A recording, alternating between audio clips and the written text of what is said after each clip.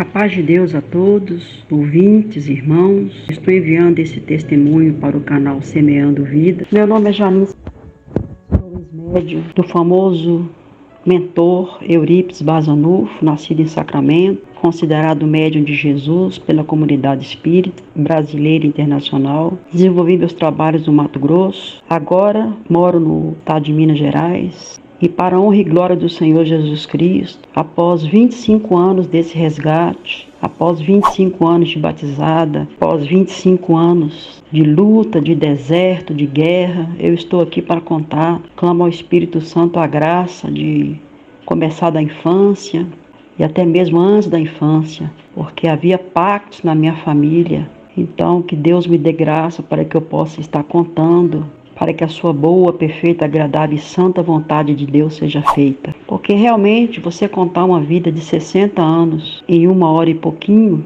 tem que ter um roteiro realmente, senão você se perde. E os versículos bíblicos que nos ajudam a verificar como que o kardecismo é uma obra satânica, como que o kardecismo é o pior ramo do satanismo, porque fala em Jesus, é cheio de caridade, é cheio de boas obras. Eu não conheço um espírita que não é gente boa, são todos gente boa, todos. E se você falar para ele que ele não trabalha para Jesus, ele briga com você. Se você falar para ele que ele não é cristão, ele briga com você. Todos os espíritas que eu conheço e que eu conheci nesses 60 anos, são de bom testemunho, contra fumar, contra beber, contra divorciar, contra aborto. A conduta deles é ilibada, mas eles não têm paz.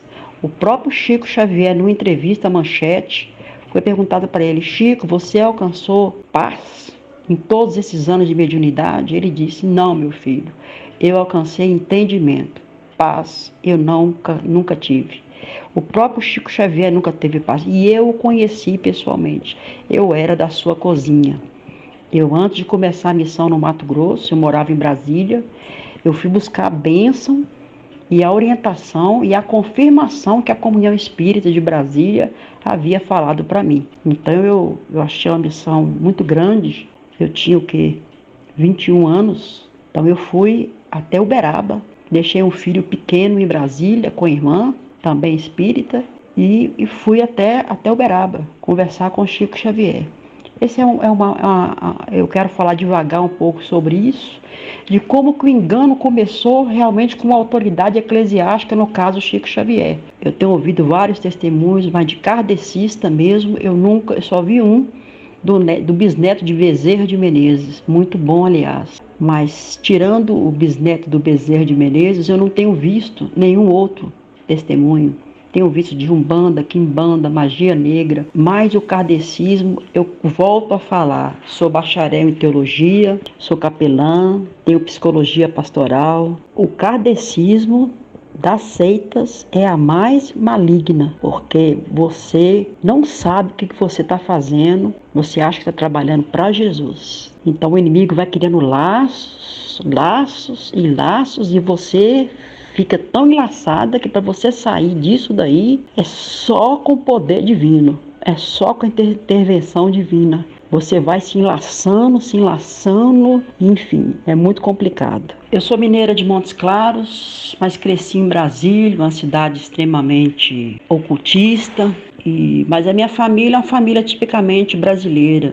A minha avó paterna veio dos índios cariris, de Juazeiro do Norte, idólatra, compactuada com o padre Cícero. O meu avô materno era Justiniano de Miranda, italianos. E meu avô paterno era descendente do rabino Antunes de Souza, de Matoim, Bahia. Então, muita mistura, muita maldição de idolatria, de feitiçaria. Segundo o relato do meu pai, a minha avó materna, Angélica, estudou em colégio interno em São Paulo, de família rica, onde ela aprendeu a falar e escrever o francês fluentemente, a ler o francês fluentemente, onde ela chegou a ler as obras de Allan Kardec em francês. O fim dessa minha avó foi muito triste. Ela morreu louca, 30 anos, tomou eletrochoque, envenenou o próprio filho. Ela era espírita e o mais triste disso tudo é que antes dela morrer, Eu estava no hospital com a minha mãe saiu e eu estava no hospital São Lucas de Montes Claros e ela me chamou até a cama, me deu a mão. Naquele momento eu senti um arrepio muito grande, eu senti medo, queria correr, ela me segurou e logo depois ela morreu. Eu creio que aí começou a transferência dos demônios. Nessa idade eu tinha mais ou menos por volta de 6 anos. Também houve um abuso sexual de um parente muito próximo, na idade de 5 anos, que marcou e abriu brechas para que eu fosse levada ao espiritismo, que uma criança abusada é uma criança fragilizada. Eu fui abusada por esse parente próximo que me molestava e criou um vício em mim depois disso. E logo depois disso apareceu o Ângelo. Ele apareceu franzino, criança, da minha idade, era meu amigo, era meu confidente, era meu conselheiro. Ele apareceu para mim, eu era uma criança estranha, me consideravam autista, eu era uma criança muito estranha, não tinha amigos. O meu amigo era o Ângelo, ele é que me dava conselho, me ajudava nas provas, me dava o gabarito, fazia as redações, ele que era meu amigo. Então eu tinha pouco interesse no mundo material, meu interesse era o mundo espiritual. Eu via também outros espíritos, mas de passagem, como eu descrevo no meu livro. Eu quero fixar mais nesse guia, nesse mentor, que depois se tornou Eurípides Bazanufo, já na minha idade adulta, na Comunhão Espírita em Brasília, através de uma psicografia de Dona Ione. Então, eu tive uma infância muito estranha. Primeiro eu não fui desejada, eu fui a 9ª filha de um casal. Minha mãe não tinha condições emocionais de ter tantos filhos, 9 filhos. Então já parte de uma gravidez indesejada, passa de uma rejeição muito grande, e vai juntando abuso e vai juntando essa transferência maligna da minha avó ao morrer. E assim eu fui crescendo. Fui crescendo num mundo confuso, no mundo fechado em mim mesma, e as coisas foram se encaminhando. Aos 15 anos eu conheci o pai dos meus filhos, de família espírita, de família maçom. Então o inimigo ele vai arranjando as pessoas, as situações para você cada vez mais afundar. Eu comecei lendo livros espíritas, na verdade romances espíritas, belíssimos romances, romance com pé e cabeça, que ia falando de reencarnação, e ali eu fui tendo as minhas respostas, ali eu fui tendo todas as minhas respostas, porque que eu não me enquadrava na minha família, porque eu tinha dificuldade com a minha mãe, enfim. No espiritismo tem resposta para tudo. Você está sofrendo que é culpa sua. Na outra reencarnação você fez isso para merecer. Deus não tem culpa de nada. Você é o culpado. Você tem que pagar, é seu karma e pronto. Então é muito fácil o espiritismo. Porque você vai reencarnando, vai pagando, vai reencarnando, vai pagando, vai reencarnando. Isso não termina nunca.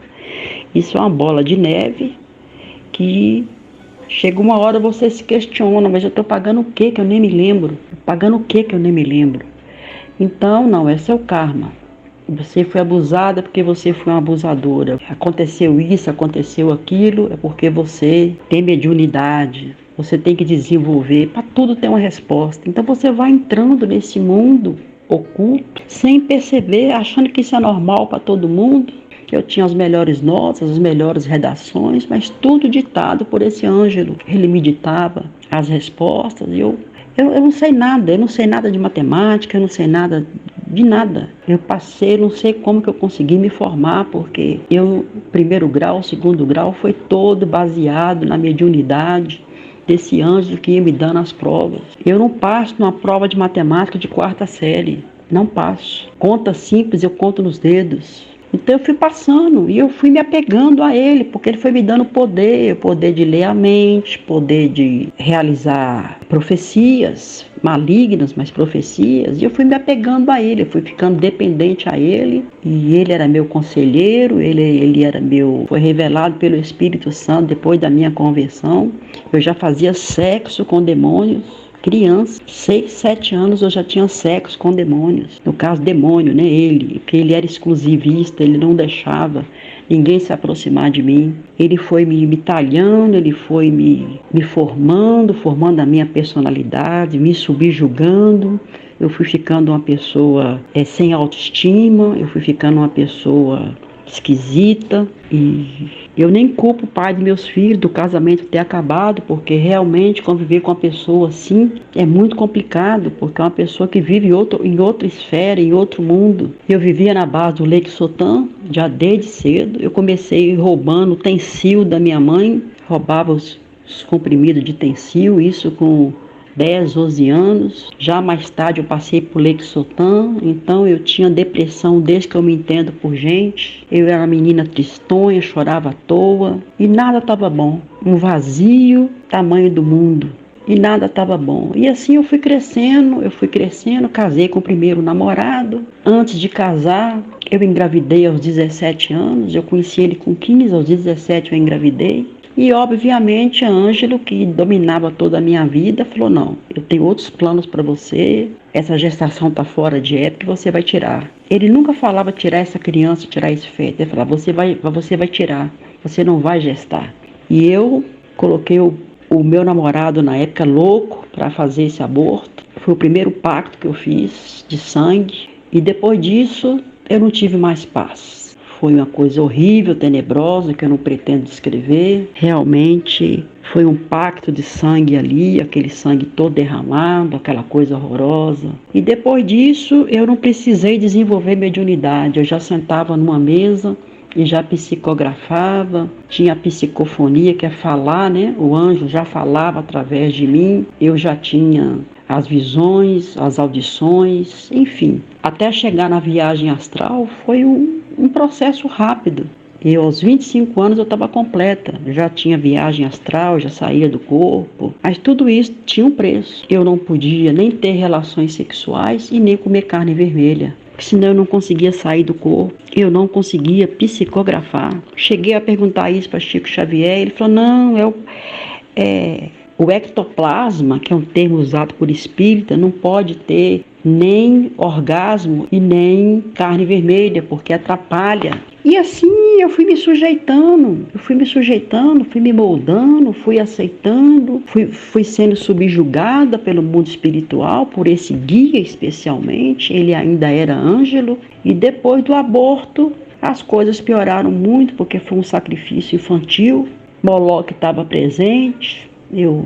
Naquele momento eu vi coisas horríveis ao redor da cama, que daria um livro, para descrever como é que foi isso, daria um livro. É muito sofrido, é muito vergonhoso, é muito triste você matar um inocente. Deus chama isso de abominação, é matar um inocente. E eu não tive mais sossego, eu passei a ouvir vozes de crianças chorando, de uma criança chorando.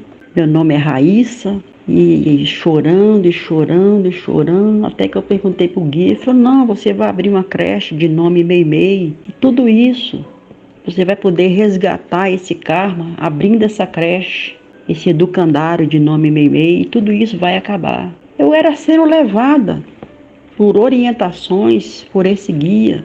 Era uma coisa que estava fora de mim, eu tinha escamas espirituais densas, eu não me sentia digna, eu era uma pessoa bonita, simpática, estudada, uma pessoa ideal para enganar. Era uma pessoa bonita, com pós-graduação, uma pessoa inteligente, uma pessoa ideal para que pudesse realmente fazer o que eles estavam programando. Mas como está escrito na palavra de Deus, em 1 Coríntios 2,8, as coisas que o olho não viu e o ouvido não ouviu e não subiram ao coração do homem são as que Deus preparou para os que o amam. Eu buscava Jesus, mas na minha casa tinha santo, tinha terço, tinha tudo, mas não tinha Jesus. Mas surgiu uma luz no final do túnel, irmãos. Quando eu tinha 9 para 10 anos, meus pais sempre iam aos sábados na Ceasa, em Brasília, porque a família é muito grande, 10 filhos, fazer compra, verdura para 10, 15 dias. E um belo sábado eu liguei a televisão e estava o televangelista americano Rex Humbard eu não sei se eu falei o nome correto, mas os irmãos, na década de 70 foi um estouro no mundo todo. E ele pregou uma palavra, e o que mais entrou no meu coração foi a música que acompanhava o programa. Glória, glória, aleluia.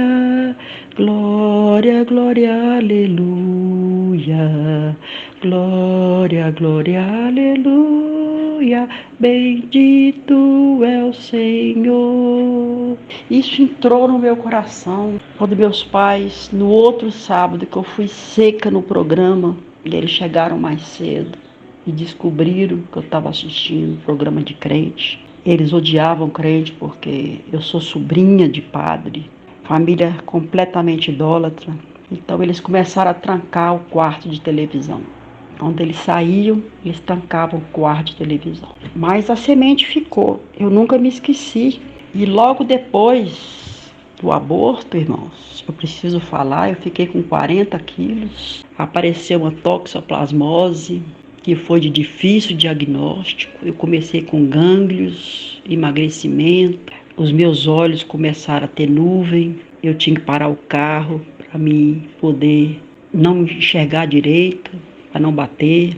E essa toxoplasmose, segundo o Ângelo, era fruto realmente do aborto, que eu precisava de uma cirurgia espírita na Comunhão Espírita em Brasília, que tudo isso ia ser resolvido. Mas não foi não, irmãos. Quem resolveu foi a medicina mesmo. Eu fui no maior infectologista de Brasília, ele me passou os remédios. Segundo o médico, eu não poderia engravidar, porque a criança nasceria com lábio leporino, hidrocefalia, uma série de sequelas. E mesmo tomando pílula, eu engravidei aos 25 anos do meu primeiro filho. O diabo é o pai da mentira. E a medicina resolveu o problema. Deus me deu, apesar da toxoplasmose não ter cura, mas Deus me deu livramento, já nessa época que conhecia o meu coração, conhecia o meu levantar, o meu deitar, conhecia, sondava o meu coração e sabia que eu estava naquele caminho por engano. Engano que começou, como eu falei, com um livro espiritualista, não era nem livro espírita ainda. Fui ao Rio de Janeiro aos 15 anos, chegou lá, pedi um livro para minha irmã ler. Ela falou, tenho várias biografias, você gosta? Eu falei, gosto. Ela falou, tem uma da Shirley MacLaine aqui, Minhas Vidas. Irmãos, quando acabou aquele livro, eu fiquei completamente transtornada pela mensagem da nova era, pela mensagem do ocultismo. Ainda mais que Ângelo falou que eu não ia ser médica, que eu não precisava fazer vestibular para medicina, como meu pai tanto queria, um filho médico, que bastava eu ia curar muito pelas mãos. E ali falava de cura sobrenatural, de origem maligna, né, irmã? Mas na época eu não sabia. Chegando em Brasília, eu fui fazer os 15 anos no Rio de Janeiro, fui andar de avião. Chegando em Brasília, eu entrei numa livraria espírita e comecei a consumir de forma compulsiva livros, romances, começaram a me indicar romance. Depois fui para o Evangelho segundo o Espiritismo, Gênesis, enfim, fui para os outros livros de Allan Kardec. De Allan Kardec pulei para Chico Xavier, de Chico Xavier fui pulando para as outras psicografias.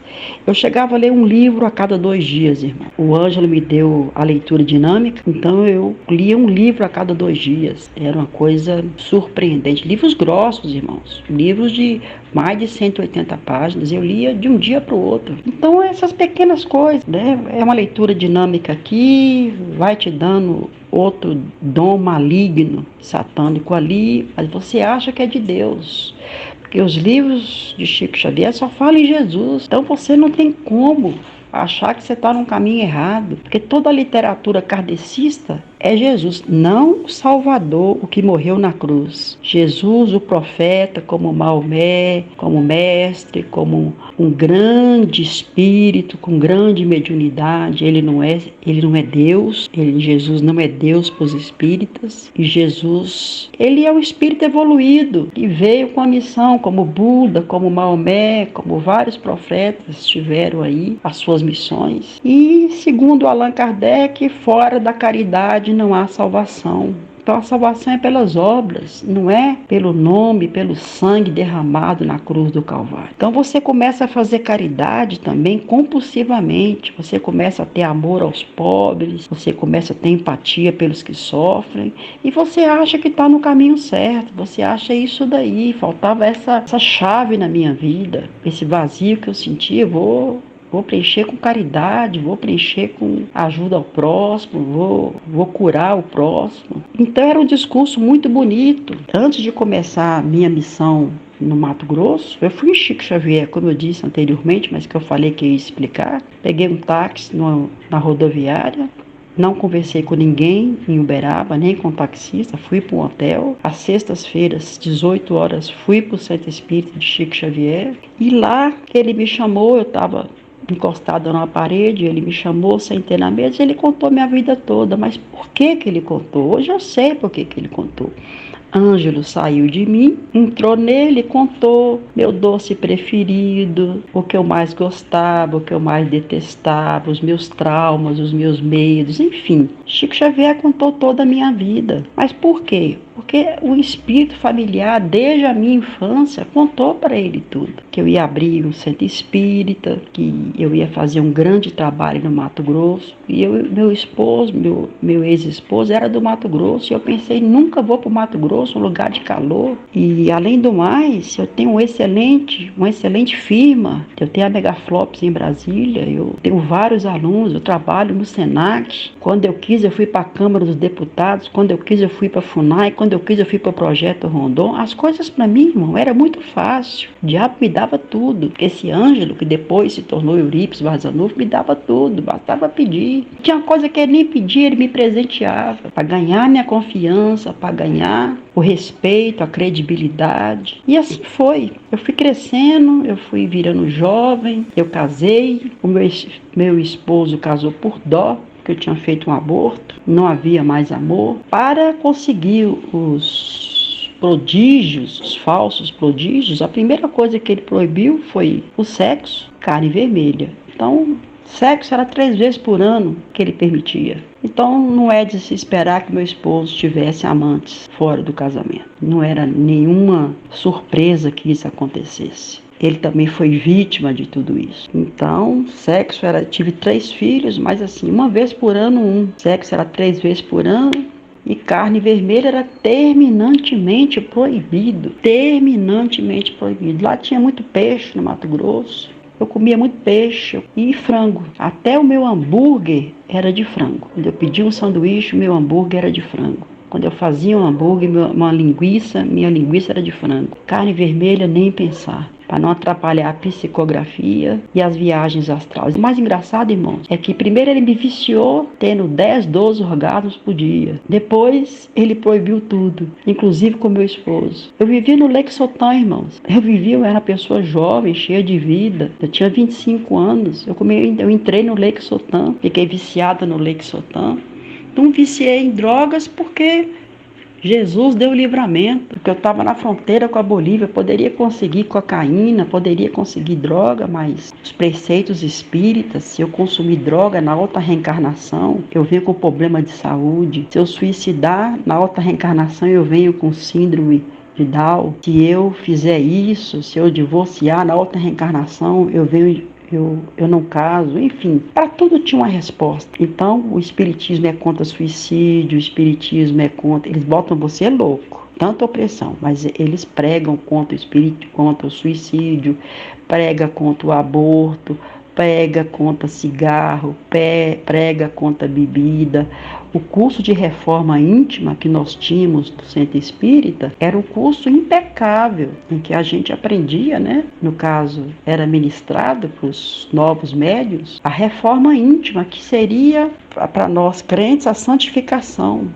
Você buscar fazer caridade, viver uma vida simples, humilde, sem ostentação. Então é muito complexo, irmão, porque o espiritismo é satânico. Porque você acha que está trabalhando para Jesus e não está. Você acha que o espiritismo kardecista é cristão, mas não é. Porque Jesus fala de ressurreição, Jesus não fala de reencarnação. Começar por aí já joga por terra tudo. E o Evangelho segundo o Espiritismo são versículos soltos, isolados, que Allan Kardec colocou médiuns, vários médiuns, para interpretar aquele versículo. E os guias de Allan Kardec interpretaram aqueles versículos, mas trocando completamente o sentido original, dando uma roupagem cristã a um evangelho que é demoníaco. O Evangelho segundo o Espiritismo é demoníaco. Literatura espírita é demoníaco. Então,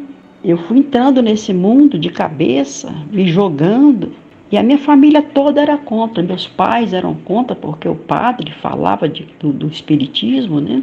Meus pais eram contra, eu era muito rebelde. O meu ex-marido era contra, apesar da família ser espírita. Eu fui rebelde também, a autoridade dele, e fui me jogando de cabeça, até a fundação da Fraternidade Espírita Dias da Cruz, em Castres, Mato Grosso, até chegar nesse ponto. Vou falar agora sobre Eurípides, quem ele foi, quem ele é e quem é Jesus para mim. Na verdade, são dois Eurípides. Teve o Eurípides em carne e osso, que viveu em Sacramento, que foi médium, que eu estive em Sacramento, né? Porque o que ele falou para mim é mentiroso, é o pai da mentira. Mas o Eurípides de carne e osso, ele teve o Eurípides Barzanufo em Sacramento, Minas Gerais, pertinho de Uberaba. Ele foi médium, só desgraceira, o melhor amigo dele suicidou, que foi um padre. A mãe morreu louca, ele quebrou. Ele tinha uma escola, Allan Kardec quebrou. Mesmo, Allan Kardec é a mesma coisa, teve uma escola, quebrou. Quem mexe com o espiritismo, a primeira coisa que vai embora é o casamento, a segunda é as finanças, a terceira é a saúde. E assim foi comigo e assim é com todos. A não ser que Jesus resgata. Mesmo assim, irmãos, eu tenho várias sequelas ainda de receber espírito no meu corpo. Como diriam os espíritas, o chakra, eu cheguei a ter úlcera, o chakra aqui frontal foi muito usado, né? Então ele afetou a minha saúde física, emocional e até mental. Eu tenho problemas para dormir, ficou as sequelas. Mas voltando ao Eurípides. Então teve o Eurípides em carne e osso, que viveu em Sacramento, para quem não conhece, Eurípides Barzanufo, um dos primeiros espíritas e um dos primeiros médiuns do Brasil. Morreu de gripe espanhola. Eu não vou me delongar, porque basta entrar na Wikipédia aí, no Google, e olhar quem foi Eurípides Barzanufo, que você foi político, ele foi educador, o Eurípides de carne e osso. E tem um demônio que tomou a forma dele e que atende os centros espíritas, que no caso, quando eu recebi a psicografia da Comunhão Espírita em Brasília, ele falou que Ângelo agora, a partir de agora, era Eurípides, que ia começar a missão no Mato Grosso. Eu fiquei dos 25 aos 35 anos com esse mentor, com esse guia, que nada mais é, nada menos do que um demônio. Então esse segundo Eurípides agora é um demônio, que ele toma forma, ele aparece, ele fala, ele conta história, ele conta detalhes. Mesmo porque não é difícil saber detalhes da vida de Eurípides, está na internet. E o diabo consulta, ele sabe, ele viveu, ele esteve lá com Eurípides. Eurípides na época chegava a receber Maria, mãe de Jesus. Dá para você ver o absurdo que era na época. Então eu falei que existe dois Eurípides, o que viveu de carne e osso e o demônio que toma a forma dele, porque ele era médium. Então, que se Eurípides fosse crente, o demônio jamais tomaria a forma dele, jamais. Mas como ele era médio, tinha as brechas, tinha os pactos, tinha as maldições, o demônio tomou a forma dele no Brasil todo, até no exterior. Ele assumiu a missão, ele falou, eu vou abrir uma filial e 6, eu quero essa cidade para mim, e vou abrir 6 filiais, uma matriz e 6 filiais. Com sopa, com caridade, com evangelho segundo o espiritismo. Eu não podia cobrar, deixar claro isso aqui, absolutamente nada. Se eu ganhasse um presente, uma corrente de ouro, aquilo ia para uma rifa, era rifado. Eu não podia aceitar presente. Isso é o espírita kardecista, não é cobrado. A Federação Espírita Brasileira não aceita. E o próprio espírita em si, ele não aceita presente, nem dinheiro, e nem cobra nada. Eu levava uma vida muito simples, mesmo assim, esse Eurípides me levou para os Estados Unidos, eu morava numa casa confortável, eu tinha um passado alemão, mas eu não, magrinha, 40 quilos, não comia nada, eu era uma pessoa opressa, eu era uma pessoa melancólica, eu não tinha um casamento normal, meu esposo era hóspede, meu ex-marido era hóspede dentro de casa, então era tudo muito estranho, era uma vida muito invejada, mas era uma vida muito estranha, muito esquisita. Mas ela te dá poder. Eu cheguei a receber a psicografia de um piloto que morreu, o Serginho. Ele escreveu o livro Eu, Cidadão de Dois Mundos. Eu cheguei a psicografar esse livro primeiro. E o Espiritismo vai te dando poder. Eu me lembro bem que o Eurípides falou assim, não, nós vamos abrir um núcleo de yoga no centro. Eu falei, yoga? Quem vai ministrar? Ele falou, você. Chamou Ramires, um outro espírito, um outro demônio. Em 3 dias eu já era mestre em yoga. Esse espírito me ensinou tudo de yoga. E eu já dava aula na yoga no centro e formei professora para continuar, porque eu não iria ficar nisso. Ele me deixou apenas para as psicografias de pessoas que já morreram. Eles aproveitam a carência, a sensibilidade, o luto de pessoas que já tiveram filhos, principalmente filho, esposo, pai, mãe, muito mãe. E eles exploram essa fragilidade com psicografias do além-túmulo, que nós sabemos que na Bíblia é chamado de necromancia e que Deus abomina. Eu vou citar ainda Deuteronômio 28, Deus abomina a necromancia, que é, o que é a necromancia? É o contato com os mortos, que não é mortos. São espíritos enganadores que se fazem da pessoa, a mesma voz, o mesmo cheiro, conta a infância, o doce que comia, o nome da avó, enfim, detalhes que a família vai dizer, não tem como esse médium, essa médium saber disso. Não tem como, são detalhes da infância, da avó. Então, assim vai enganando as pessoas, porque vai contando realmente detalhes. Como esse Serginho, por exemplo, o Eurípides saía e o demônio que derrubou o avião dele entrava. Aí contou o acidente todo, contou a última refeição dele, a última palavra que ele deu para a mãe. Enfim, é um contrato de cavalheiros. Um sai e o outro entra. Então, por que falou tudo? Porque ele estava lá na hora, gente. Ele ajudou a derrubar o avião. A mãe era espírita. Então é muito fácil de entender as coisas hoje, que eu estou sem escamas espirituais. Mas na época, nossa, o espírito falar, psicofonia, pegar na mão da mãe, conversar com a mãe, escrever um livro com vários capítulos contando a vida dele, inclusive a vida após a morte, que é tudo mentira. O diabo é o pai da mentira, ele veio roubar, matar e destruir, nada mais. Destruir sonhos, destruir saúde, destruir finanças. Ele veio para destruir. Então a minha saúde, como falando, era muito pouca. Eu tinha 40 quilos, minha saúde era muito pouca, eu vivia com depressão. Porque na outra reencarnação você foi minha mãe. A mãe do Eurípides, de carne e osso, teve depressão, morreu louca. Porque você na outra reencarnação você foi minha mãe, você era Jerônima, você foi minha mãe, então você não quis desenvolver a mediunidade nessa agora. Quando eu saí do espiritismo, eu fui ameaçada pela presidente do centro. Todo médium que abandona a sua mediunidade, todo médium que abandona, que deixa o espiritismo, tem morte trágica. Você vai ter uma morte de acidente de carro muito trágica, ou então um câncer.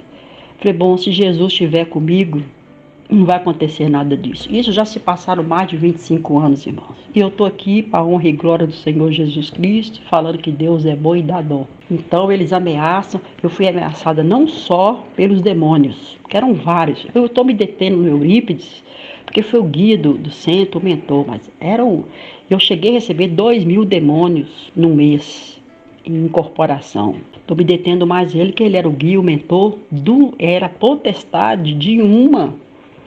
Quando eu estive na libertação já, evangélica, num processo muito duro de libertação, foi que o Eurípides, demônio, se apresentou como Nosferatus. Então é um demônio vampiro, ele vampiriza as pessoas, ele tem asas de morcego, ele é preto, nada daquela roupinha branca, daquele chapeuzinho branco, nada daquilo, aquilo tudo é engano. Ele é Nosferatus, ele é espírito da morte, porque a necromancia mexe com morto, entre aspas, né? Morto que eles se fazem de morto, mas o morto mesmo já está no inferno ou no céu, enfim. Quem que foi Eurípides para mim? Me deu muito poder, me deu fama, mas eu sei o preço que eu paguei. O vazio que eu sentia, o oco, eu falava, gente, eu trabalho para Jesus, eu faço caridade, são 700 espíritas, todos com nome de santo, irmãos. São Francisco de Assis e por aí vai. No meu livro eu detalho mais, nome por nome, atividade de cada filial, mas sempre com o nome de santo, sempre. Para quê? Para dar credibilidade, para as pessoas falarem, não, como que isso é do demônio, como que o espiritismo é do demônio, eles dão sopa, eles dão enxoval para bebê recém-nascido, eles trabalham no asilo, eles atendem os leprosos, como que é do demônio, como? Esse povo vive, minha vida era caridade, irmãos, minha vida era caridade. 80% da minha vida era caridade, os 20% era para mediunidade. Minha vida era caridade. Então, não tem como você pegar uma pessoa estudada, que morou em Brasília, que fez pós-graduação em recursos humanos, uma pessoa que viajou para os Estados Unidos, uma pessoa que, pai advogado, que tem um certo berço, como que uma pessoa dessa está trabalhando com demônio? Nunca. Ela está com guia de luz, ela está com espírito evoluído e está ajudando a cidade, porque realmente a caridade era muita. Depois eu vou falar com calma sobre esses trabalhos de caridade. Então, quem que foi Eurípides para mim? Foi um demônio que acabou com a minha vida. Simplesmente aos 35 anos, o Senhor me resgatou, teve misericórdia da minha vida, viu que eu estava no engano, viu que eu estava na ilusão, e que eu realmente queria o Jesus de Nazaré, o Jesus Deus, o Jesus Filho do Homem, Filho do Altíssimo, participante da Trindade. Eu queria o Jesus, não o Jesus dos espíritas. Um médium, Jesus foi profeta, esse Jesus eu já não queria mais. Muito demônio que eu recebia, já tinha homeopatia, já tinha acupuntura, já tinha muita coisa no centro espírita, cura. Já tinha muita coisa, o centro espírita já receitava remédios homeopáticos, né? O Eurípides, demônio, não foi da noite para o dia, foi um processo que demorou um certo tempo, muita intercessão. Eu vou falar quem intercedeu por mim, de que forma intercedeu, como que essa intercessão fez a diferença na minha vida. Uma coisa que eu acho interessante, irmão, que os espíritas não pensam, por exemplo, vamos dar um bem conhecido, Bezerra de Menezes. Se ele não é onisciente, onipresente, ele não é Deus, ele não está em todo lugar, como que toda sexta-feira, em todo o centro espírita do Brasil e do exterior, existe a sessão de Bezerra de Menezes? Gente, mas Bezerra de Menezes, ele está em todos os centros espíritas do Brasil, ele não é Deus, ele não é onipresente. Então tem alguma coisa errada. Se Eurípides, se Bezerra de Menezes está na comunhão espírita em Brasília, ele não pode estar em outro centro espírita, ele é um espírito. Então, daí você vê que tem uma coisa errada. Então, a missão foi essa, foi uma potestade, um principado que veio sobre uma cidade, e a minha libertação foi um processo melindroso. Eu estava realmente apinhada de demônios, e não foi da noite para o dia. Foi um processo lento, demorado, e a retaliação é lógico que veio. A retaliação, tanto física por parte dos membros do centro espírita, como espiritual, principalmente por parte dos demônios. Destacando aí a figura de Eurípides, demônio. Ele veio com toda a fúria, com todo o sangue, que eu não ficaria viva para contar a história. Eu falei, vamos ver quem é mais forte. Então Deus usou pequenas coisas, usou pessoas simples, Deus é um Deus de perto, um Deus de longe, Deus é um Deus das coisas simples. Deus trabalha de uma maneira, irmãos, assim, inimaginável. Você vê como é que foi a minha libertação. Não precisou de muita coisa, não. Agora, depois que que eu aceitei Jesus, depois que eu fiz a renúncia, que eu tive que ajoelhar e fazer uma renúncia formal, depois que eu tirei os objetos, aí sim, aí veio, eu tive que começar a viver, porque eu não sabia viver. Ele que decidia tudo, o que eu ia comer, o que eu ia fazer, o que eu ia pensar, onde que eu ia, Então, depois que eu me vi livre dessa legião, eu tive que aprender do zero. Eu não mexia com dinheiro, então eu tive que aprender do zero. Eu já estava com 3 filhos, graças a Deus, os 3, sem problema com a toxoplasmose, que era alta. Os 3 nasceram perfeitos. Então eu estava com 3 filhos para criar, um casamento instruído e uma saúde frágil. E ainda com medo, porque eu não conhecia a Bíblia. Ainda com muito medo, eu não conhecia a Bíblia. Esse foi Eurípides, um resumo, o que ele fez na minha vida. Ele me destruiu. Com 35 anos, eu estava com 40 quilos e destruída, depressiva ao último. E quem foi Jesus para mim? Jesus para mim é tudo. Jesus é vida, é luz. Jesus é salvação, é vida eterna, é prosperidade. Jesus é tudo para mim. Eu vivo para adorar a Deus. Ele só me pediu uma coisa: fica à minha disposição. Eu tenho ficado, irmãos. Eu tenho orado, jejuado, adorado. Eu tenho ficado à disposição de Jesus. E o que é Jesus na Bíblia? E lhe porás o nome Jesus, príncipe da paz, Deus forte, maravilhoso, conselheiro, santo de Deus, Cordeiro de Deus, autor da vida, Senhor Deus, todo-poderoso. Leão da tribo de Judá, raiz de Davi, verbo da vida, autor e consumador da fé, advogado, caminho, sol nascente, Senhor de todos, eu sou, Filho de Deus, pastor e bispo das almas, Messias, a verdade, Salvador, pedra angular, Rei dos reis, Rei, juiz, luz do mundo, aleluia, cabeça da igreja, estrela da manhã, sol da justiça, Senhor, Jesus Cristo, supremo pastor, ressurreição de vida, plena salvação, guia e o alfa e o ômega. É esse um dos folhetinhos, dos primeiros folhetinhos que eu recebi, e quando eu li, me impactou, porque eu pensei, nossa, Jesus é tudo isso, Ele é luz do mundo. Eu andava em trevas. No meu quarto tinha vela. Eu pensava, nossa, Ele é o sol da justiça.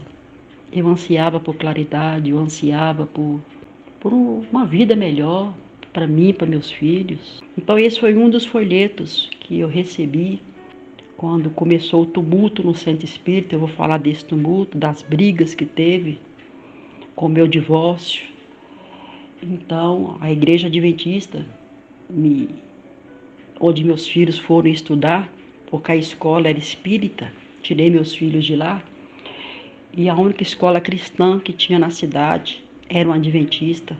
Coloquei meus filhos lá, o pastor assumiu, me deu uma Bíblia, a primeira Bíblia que eu ganhei, e dentro dessa Bíblia tinha esse folheto, e eu estava morrendo de fome por esse Deus, eu estava morrendo de sede por esse Jesus. Eu não sei como que as pessoas conseguem viver no mundo de hoje, de desafio, de tribulação sem Jesus Cristo. Eu não sei como é que consegue. Eu fiquei até meus 35 anos. Realmente foi só derrota. Eu ia para os Estados Unidos, eu tinha carro importado, mas e daí? Por dentro eu era um oco, eu era vazia. Era caridosa, mas essa caridade não preenchia. Só isso, eu não era nada sem Jesus Cristo.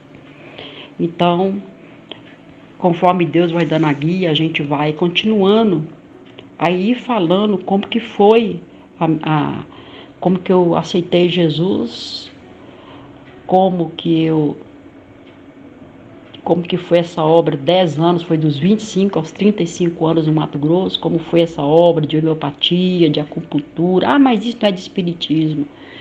Mas eu já estava já na alta magia, eu já estava já no satanismo, porque realmente o centro espírita kardecista não mexe com isso. Mas foram entrando espíritos que foram colocando práticas que nem dentro do espiritismo usa, que é a homeopatia e a acupuntura, que nós sabemos que tem fundo satânico. Quero falar sobre isso depois. Eu quero falar como é que eu aceitei Jesus, eu quero falar como que foi a minha libertação problemática. Não foi fácil, foi muito difícil, foi muito sofrido, mas para a honra e glória do nosso Senhor Jesus Cristo, eu estou aqui de pé e que Jesus Cristo é maravilhoso, autor da vida. 2 Coríntios, capítulo 11, verso 4. Porque se alguém for pregar-vos outro Jesus que nós temos pregado, ou se recebeis outro Espírito que não recebestes, com razão o sofrereis. Esse versículo aqui é fundamental para essa parte do testemunho, porque qual o objetivo desse testemunho? O objetivo desse testemunho é, primeiro, que os kardecistas entendam que o Espiritismo não é o consolador prometido, como Allan Kardec falou, que a Bíblia é a palavra de Deus, que o kardecismo é um engano, que o kardecismo é uma mentira, que existem vários sacrifícios, vários pactos, só que os médios são proibidos de falar, até com o melhor amigo, com o esposo, com quem quer que seja. E para os evangélicos entenderem que evangelizar um espírita kardecista é muito difícil. Primeiro que eles abominam Umbanda, Candomblé, Quimbanda, eles abominam. Eles, mesa branca, autoespiritismo, eles abominam, eles estão mais perto da maçonaria com relação à caridade do que a Umbanda ou Candomblé. Vim falar que os feiticeiros não herdarão o reino do céu. Eles vão dizer, nós não somos feiticeiros. Nós não fazemos matança de animais, nós não fazemos, não vamos em cemitério, não usamos roupa branca.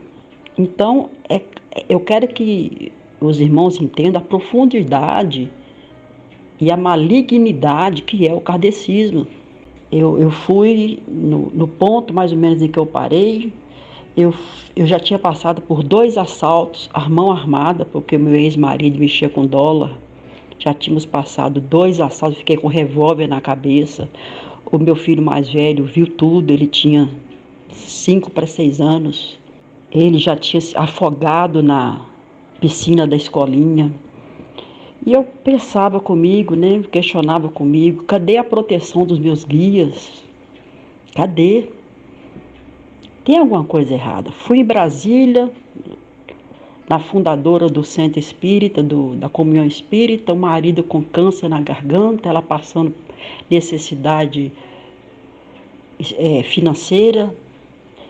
E eu pensava, gente, esse pessoal fundou a comunhão e agora estão um dos homens mais ricos de Brasília agora nessa situação. Então as coisas foram se encaminhando para mim entender que tinha alguma coisa errada com o espiritismo. Tinha alguma coisa errada com o kardecismo.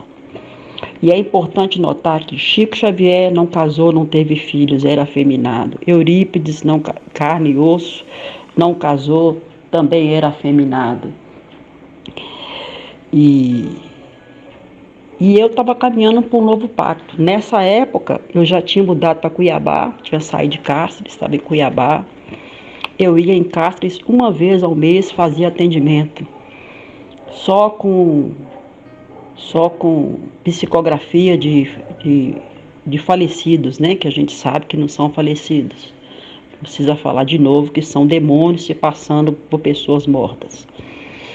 Então a gente pensa assim, o que tem de errado no centro espírita? Gente, faz tanta caridade em nome de Jesus, ajuda tanta gente, não faz um mal para ninguém. Se você vir com esse assunto de os feiticeiros não herdarão o reino dos céus, eles não são feiticeiros.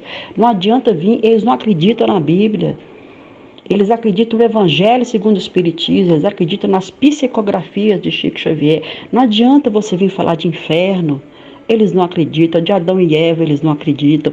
Então é muito complicado, se você não tiver um revestimento do alto para evangelizar um kardecista, ele evangeliza você. Porque eles não bebem, eles não fumam, eles têm excelente testemunho. Eles são muito caridosos. Então, se você brincar, eles te evangelizam. Então, se você tem que buscar um revestimento do alto, realmente buscar uma guia de Deus, para que você possa realmente entender. Eu vou falar depois da intercessão que houve por mim. Uma intercessão simples, demorou 10 anos, mas que teve seu efeito. Então me pergunto, há pactos no kardecismo, há sacrifícios no kardecismo? Gente, o sacrifício maior é você não ter uma vida normal. Você ser casada e não poder exercer a comunhão marital. Você não poder comer o alimento que você quer. Existem vários sacrifícios. Você viver exclusivamente, eles te dão dinheiro. Para quê? Para que você possa ficar por conta deles. E os pactos? Eu fui notando, depois que eu fui para Cuiabá, eu fui me afastando. Eu ia uma vez por mês só. Eu passava as psicografias pelo fax. O fax estava no auge na época. Eu passava as psicografias pelo fax. Dava o nome da pessoa. E ele mandava... O Eurípides mandava a orientação espiritual para a pessoa. Quando era pegadinha, ou a pessoa já morreu, ou a pessoa nunca existiu, era um nome falso, ele sabia e desmascarava. Entendeu? Então, eu fui me distanciando do espiritismo. Por quê? Porque na esfera espiritual eu entendi que o próximo pacto ia ser o homossexualismo e eu teria que virar lésbica. Porque eu fui entendendo no mundo espiritual as orgias que aconteciam. E eu voltava na manhã seguinte exausta, voltava para o corpo exausta. E eu pensei, não vai demorar muito para que isso se torne realidade. Eu estou na cidade grande, eu estou em Cuiabá, ninguém me conhece, saí de uma cidade pequena, não vai demorar muito para isso ser uma realidade. Graças a Deus o Senhor me deu livramento, já ouvi oração, já havia intercessão a meu respeito, eu não virei lésbica, que vocês podem perceber, todo pai de santo, toda mãe de santo, todo médium, eles são homossexuais. Além deles serem homossexuais, os filhos ou as filhas também se tornam homossexuais. Então é uma maldição terrível. Meus 3 filhos homens, graças a Deus, não passaram por isso, porque eu converti, eles tinham 3, 5 e 9 anos. Então, não tinham entrado na adolescência, na puberdade, e já foram logo para a escola bíblica dominical. Bíblia. Foram logo. Eu contei meu testemunho, eu contei do aborto. Nunca poupei meus filhos da realidade espiritual. Falei do mundo espiritual como ele era, nu e cru. Os meus meninos cresceram sabendo do desastre que foi o kardecismo na minha vida. Então, eu já com 35 anos, eu já fui me afastando, fruto de oração, inclusive da Assembleia de Deus de Cáceres. Sou muito grata à Assembleia de Deus de Cáceres. Mais do que isso, eu sou grata a uma irmãzinha de 15 anos, Milena, ela foi trabalhar de babá na minha casa, porque eu tinha empregado, eu tinha babá, eu tinha segurança, seu Lídio. Ela foi trabalhar de babá na minha casa, e ela era de uma igreja muito séria, usos e costumes, não cortava o cabelo, casou virgem. Eu fui madrinha do casamento dela, ainda brinquei com ela, o pastor vai deixar uma bruxa ser sua madrinha? Ela falou, não, Jesus tem outros planos para você. E eu pensava, quais planos? Milena, eu vou morrer espírita, eu não posso mudar de sexo, não posso mudar de cidade, de marido, mas de religião eu não mudo, eu vou morrer espírita. Ela falou, não, você não entende, mas o Senhor tem outros planos para a sua vida. E eu pensava, nossa, coitadinha, tão ignorante, mas ela era tão agradável com meus filhos, era tão amorosa comigo. Eu brincava inclusive com ela, falava sério, Milena, você na outra reencarnação foi minha mãe. porque o carinho que você tem por mim, mas não foi o Senhor, ela me disse, no meu livro tem um depoimento dela, Milena Campelo Campos, foi o Senhor que mandou cuidar de você, o Senhor mandou eu ficar em guarda em sua casa. Então ela nunca teve medo, ela por 10 anos ela orou a meu respeito, e no momento oportuno o Senhor fez a obra.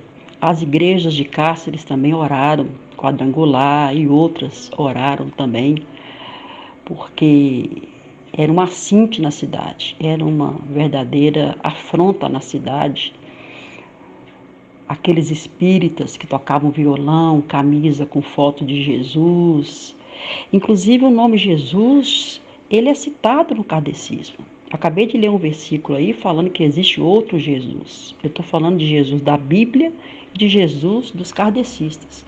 Na sessão de desobsessão das sextas-feiras, quando os espíritos, entre aspas, demônios, se manifestavam para ser evangelizados, a presidente do centro falava: Jesus te ama, Jesus te perdoa, Jesus te ama, Jesus te perdoa, Jesus te ama, Jesus te perdoa. Então,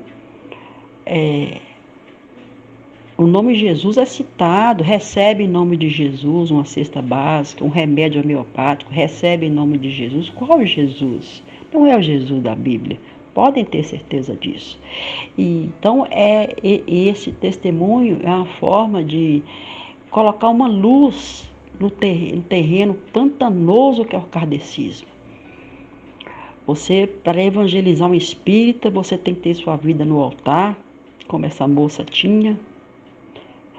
Você tem que jejuar, você tem que consagrar, santificar e buscar de Deus as ferramentas para você evangelizar um espírita, porque não é brinquedo.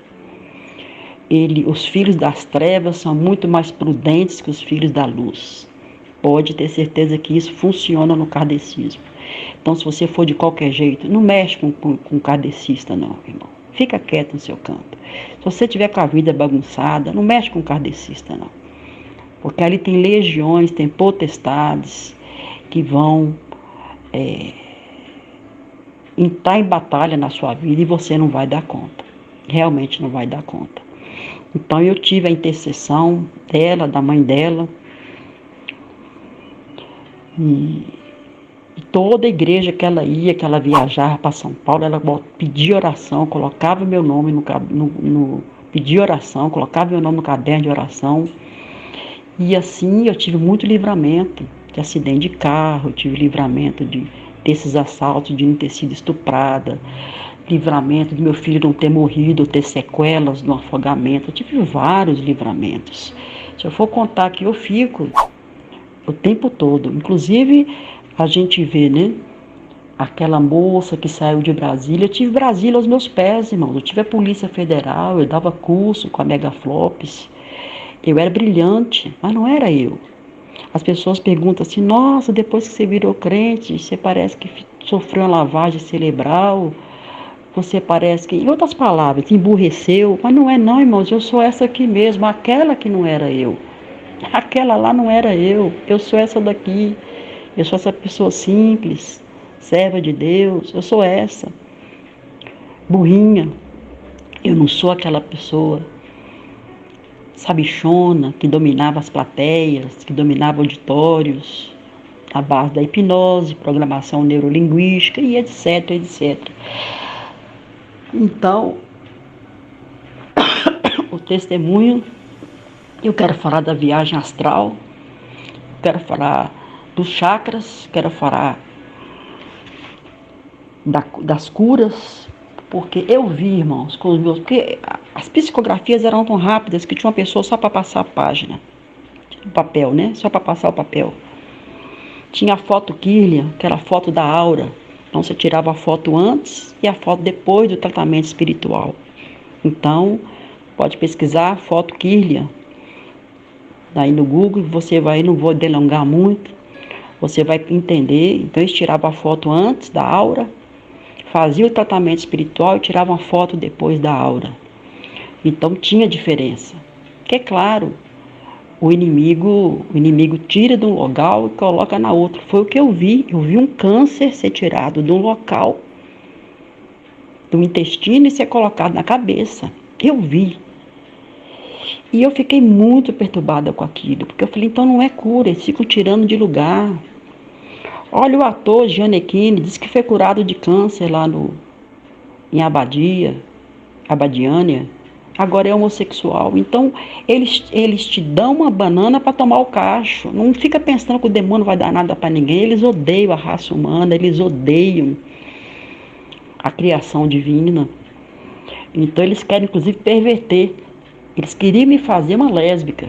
Eu entendi e assustei. E não podia falar com ninguém, porque existia um pacto absoluto que eu não podia comentar com ninguém. Eu entendi que na esfera espiritual, primeiro na esfera espiritual, depois ia reverberar no mundo material aqui, físico. Eu entendi o que ele estava querendo de mim. E eu fui me afastando. Eu fui envolvendo na educação dos meus filhos, ginástica olímpica, natação. Eu amei ser mãe, amo ser mãe.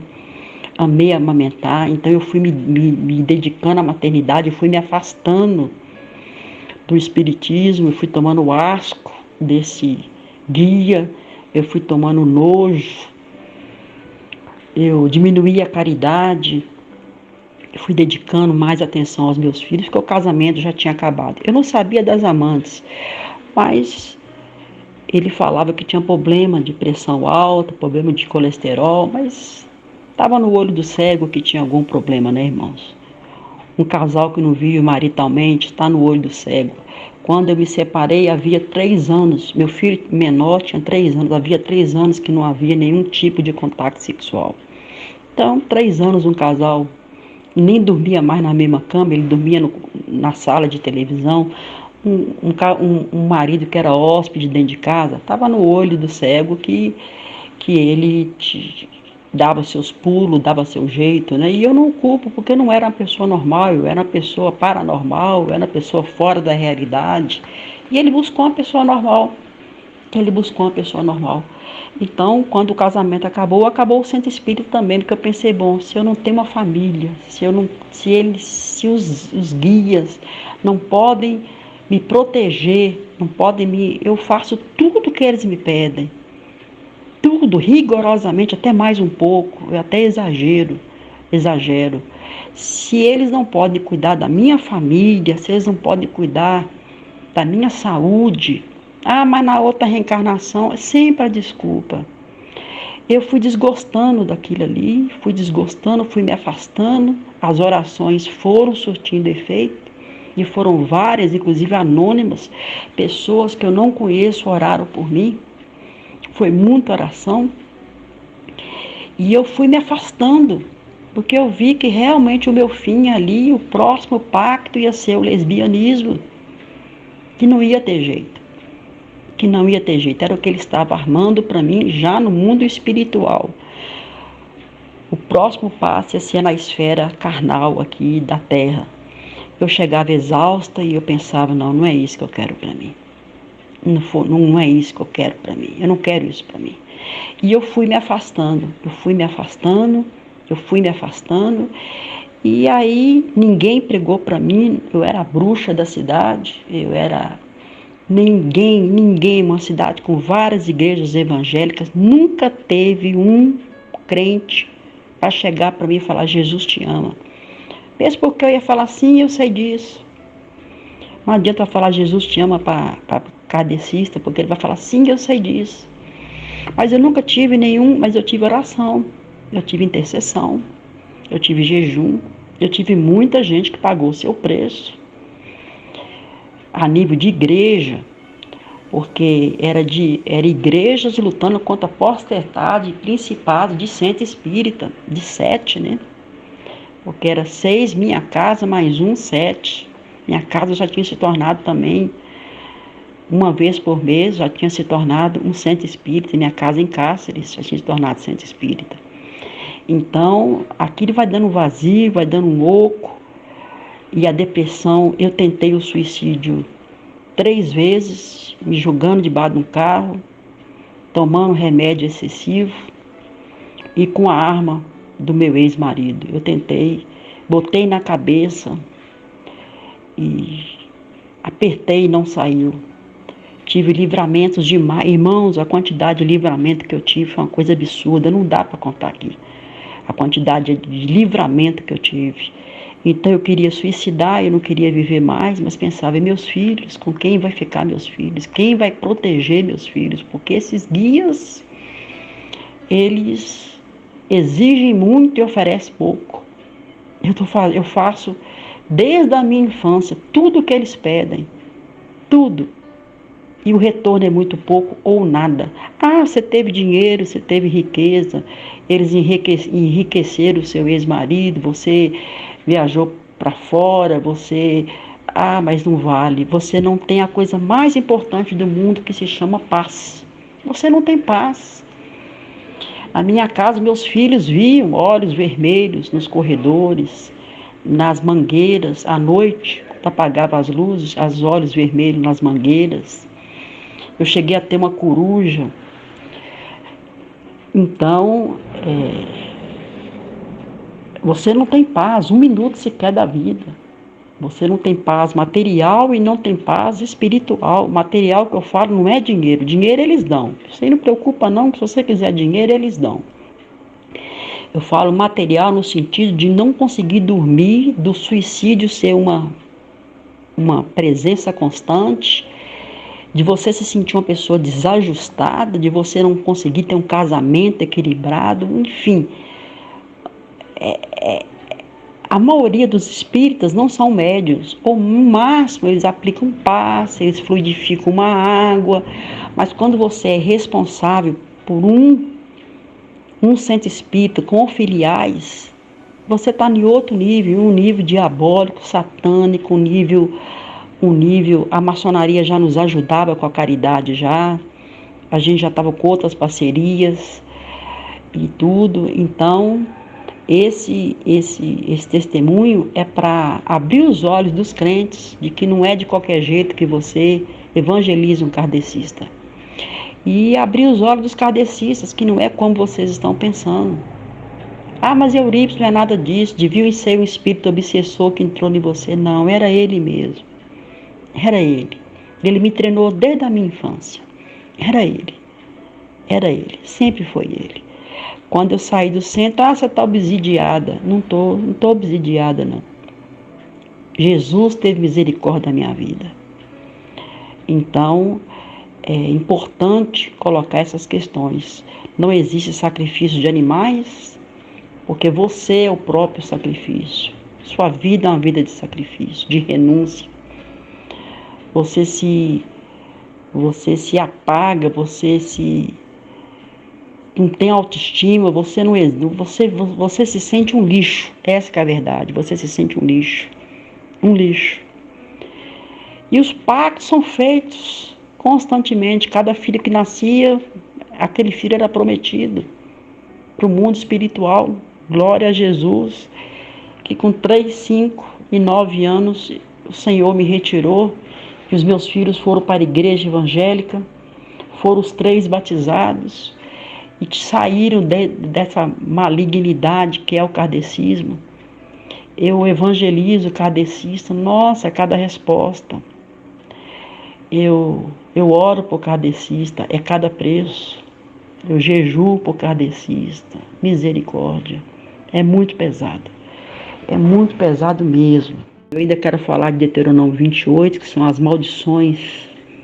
Moisés deixou claro quais seriam as maldições daqueles que têm ídolos. Ah, mas kardecista não tem estátua. Não tem, realmente não tem imagem. O kardecista não é igual a Umbanda, Candomblé, que usa imagem. Não tem imagem. Ao contrário, eles têm foto de Jesus e foto de Maria. Ao contrário, eles não têm imagem. Mas eu ganhei da minha mãe uma imagem, tinha uma imagem no meu quarto, eu ficava sempre com a vela acesa, para ver se eu tinha um pouco de proteção depois dos assaltos. Mas nunca tive. O livramento foi de Deus mesmo, que se compadeceu da minha alma e teve misericórdia de mim. Colossenses capítulo 2, versículo 8. Tende cuidado para que ninguém vos faça presa sua, por meio de filosofias e vãs sutilezas, segundo a tradição dos homens, segundo os rudimentos do mundo e não segundo Cristo. Porque se levantarão falsos cristos e falsos profetas, e farão sinais e prodígios para enganar, se for possível, até os escolhidos. Colossenses 2, 8 e 9. Bom, irmãos, eu anotei alguns tópicos, porque o nosso testemunho está indo do meio para o fim, e eu não quero deixar passar nada, nem para os kardecistas e nem para os evangélicos que pretendem evangelizar, conhecer mais um pouco o kardecismo. Uma coisa que me intrigou muito, irmãos, foi a questão da psicografia para crente. Por exemplo, a pessoa chegava lá no centro e colocava que não era chamado centro, era a Fraternidade Espírita. Colocava o nome lá, e essa pessoa, cidade pequena, essa pessoa era evangélica. A pessoa estava passando uma luta, uma dificuldade, uma tribulação, e um parente espírita colocava o nome dela no caderno para ter psicografia. E Eurípides sempre falava, não, a gente não mexe com esse povo, eles não mexiam com a gente. E eu questionava, mas eles não gostaram de espírita? Tudo bem, mas os espíritas não gostarem de evangélicos? Mas cadê Jesus? Cadê o amor? Não mexemos. Prepitoriamente ele me descartava. E isso ficou aquela pulguinha atrás da orelha. Por que não mexe com crente? Depois tive outra experiência também. Isso tudo Deus, irmãos. Isso tudo foi um processo. Deus foi o castelinho de areia. Deus foi destruindo assim aos poucos. Aos poucos. Douta feita, eu estava em Cuiabá e Milena, minha intercessora, né, a babá dos meus filhos, tinha tido o primeiro filho em Cáceres. E eu pensei comigo, ela me ajudou tanto com meus 3 filhos, e eu agora estou longe, vou fazer uma visita. Saí do corpo e fui até a casa dela. Não consegui entrar. Tochas de fogo, de queimar, irmãos. Se eu tentasse me aproximar mais, de queimar. Eu falei, nossa, eu entro em igreja católica, eu entro em tudo que é lugar, não consigo entrar na casa de Milena. Estranho. Que fogo é esse? Estranho. Voltei para casa também. Voltei para o corpo, voltei pensativa. Por que eu não conseguia entrar na casa de uma evangélica, de uma crente, temente a Deus, que não tinha brecha? Então tudo isso foi ficando nos escaninhos da alma. E no momento oportuno, Deus trouxe tudo à tona. A gota d'água foi o divórcio, irmãos. A gota d'água foi o divórcio. Realmente, eu tinha uma família destruída. Meu esposo tinha várias amantes. Também houve brigas no centro espírita por causa do meu relacionamento com Jesus Inhane. Ele falou comigo. Ele era o braço direito da caridade. Que havia o braço espiritual, que era eu. E o braço material da caridade, da ação social, que era ele. Ele falou comigo, Janice, eu não vejo, eu não sou médium, eu não ouço nada, eu não psicografo. Você até está falando que é demônio. Eu só sou obrigada a acreditar no que você está falando, porque com que objetivo, o que você ganha? Ao contrário, você perde sua credibilidade na cidade, você passa de louca. Você dizer agora que é demônio, que não é anjo de luz. O que você ganha com isso? Ter um centro espírita todo contra você? Só ele ficou do meu lado, irmãos. Só ele ficou do meu lado. E eu tive muita retaliação, irmão. Foi pneumonia, foi fibromialgia. O meu ex-marido quebrou, porque tudo foi dado pelo diabo, uma empresa de exportação, exportação para Bolívia e mais uma um shopping na Zona Franca de São Matias, tudo quebrou. Então eu fiquei com 3 crianças, sem pensão, de R$6.000 por mês para me gastar à vontade. Eu fiquei com R$600 por mês para me sustentar com meus 3 filhos. Então, a minha libertação foi um processo, irmãos, tremendamente longo. Era muita vaidade, era muito orgulho. A minha libertação durou 15 anos. 15 anos. Porque o guia saiu, mas a ralé miúda ficou ali. A ralé miúda ficou jogando seta nas finanças e na saúde, na família. Minha família toda se levantou contra mim, inclusive meus pais não aceitavam. Enquanto eu não fui selado, enquanto eu não recebi o batismo com o Espírito Santo no dia 11 de maio de 2011, enquanto eu não fui selada com a promessa, eu não tive sossego. Então eu tenho 25 anos de crente, 15 eu passei em libertação. E eu procurei, irmãos, eu procurei. Eu não gosto que fala da Igreja Universal, porque me ajudou muito 1 ano e meio. O grosso, vamos dizer assim, saiu na Universal. Eu sou muito grata à Igreja Universal. Funcionava de 7 às 10 da noite, de 7 da manhã às 10 da noite. E eu ia para lá, e as irmãs me atendiam muito bem, os pastores oravam. E eu nunca manifestei, irmãos, nunca manifestei. Eu queria manifestar para ver se aquilo acabava, mas nunca manifestei. Eu busquei também a libertação na Igreja Batista com mapeamento espiritual, fiz um mapeamento todo espiritual, quebra de maldição. Irmãos, eu procurei, como a corça anseia pelas águas, eu ansiava pela minha libertação. E o mais interessante, irmãos, é que eu não tinha cara de crente. Eu tenho uma tatuagem nos olhos, que chama maquiagem definitiva, né? Cabelo muito louro, luzes no cabelo, muita maquiagem, muito esmalte, muito brinco. Então, quando eu entrava na igreja evangélica, a primeira coisa que faziam para mim era um apelo. Se eu queria aceitar Jesus, eu pensava, oh meu Deus, eu já sou crente há X anos, há 5 anos, 8 anos, 10 anos, e ainda fazem apelo para mim. Eu não tenho cara de crente. E o Espírito Santo foi trabalhando, irmão. Tirou a pintura do cabelo. Foi trabalhando pela tintura forte no cabelo.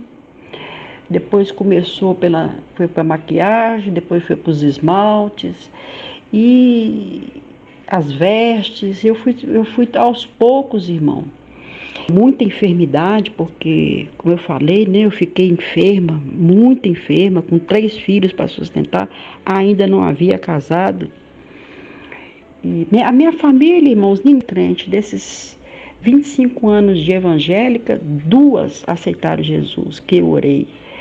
Uma irmã e uma sobrinha, porque ambas estavam no fundo do poço, mas o restante que tem dinheiro, não quer esse Jesus, eles não querem, eles querem dinheiro. Na minha família, 2 pessoas aceitaram Jesus em 25 anos de oração. Os 15 primeiros anos eu tive que dedicar a mim e aos meus filhos, porque a guerra era constante. Se eu for falar da guerra da libertação desses 15 anos, dá outro livro. Do Senhor é a guerra. Porque foi uma guerra tremenda. Nas minhas finanças, na minha saúde, na minha família, em todas as áreas, irmãos.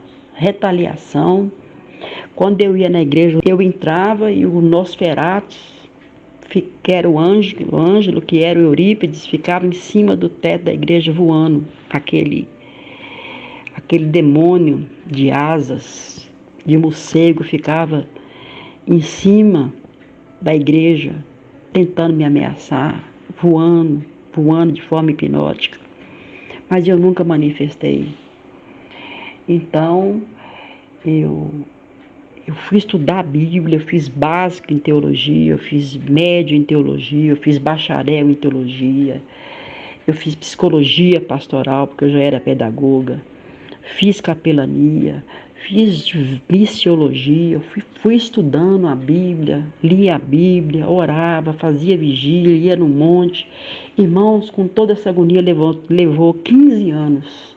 15 anos. Eu me libertei dia 8 de maio de 2011, o dia que eu fui batizada com o Espírito Santo, que eu fui selada com a promessa. Isso tem 10 anos. Isso tem 10 anos. Então, hoje eu tenho 80 quilos, na época eu tinha 40 quilos. Na época, né, que eu aceitei Jesus, eu tinha 40 quilos. O importante, irmãos, é que ninguém me evangelizou. Ninguém. Eu fui vendo os cânceres se trocar de lugar. Eu fui vendo ele não queria atender evangélico. Eu sendo assaltada. Eu sendo atacada, e ele me prometia proteção total. Cadê a proteção? Cadê a proteção total que ele me prometia? Eu fui vendo que era tudo mentira. E eu comprei, coisa simples, irmãos. Eu comprei na banca de revista, uma revistinha escrita assim, Salmos para todos os dias. Eu comecei a ler, eu era espírita ainda, eu comecei a ler um salmo por dia. Eu tinha uma locadora de vídeo. Então eu ia para lá e comecei a ler um salmo por dia. E aquilo fez uma diferença.